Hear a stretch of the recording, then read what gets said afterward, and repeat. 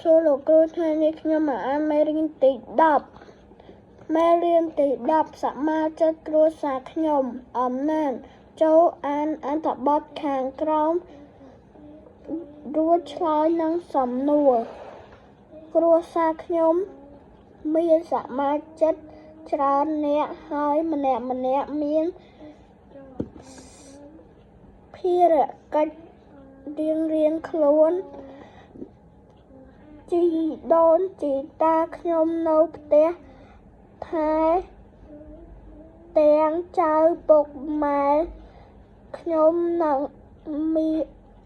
ជាមេគ្រួសារគាត់ប្រកបរកស៊ីដើម្បី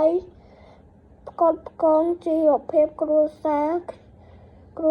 រនឹងតាមដានការសិក្សារបស់កូន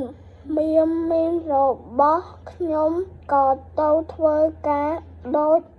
ពុកម៉ែដែរចំណែកបងប្រុសបងស្រីនិងខ្ញុំមានភារកិច្ចសំខាន់ជាងគេគឺខិតខំរៀនសូត្រ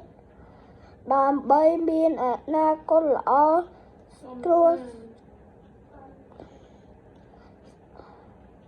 សមាជិកគ្រួសារខ្ញុំចេះគោរពស្រឡាញ់គ្នាយោគយល់គ្នានិងជួយសុខធុរៈគ្នាទៅវិញទៅមកពួកយើងតែងជួបជុំទទួលទានអាហាររួបរวมគ្នានិងជជែកលេងយ៉ាងសប្បាយរីករាយសមាជិកគ្រួសារខ្ញុំរស់នៅប្រកបដោយសុភមង្គលជម្រាបលាលោកគ្រូ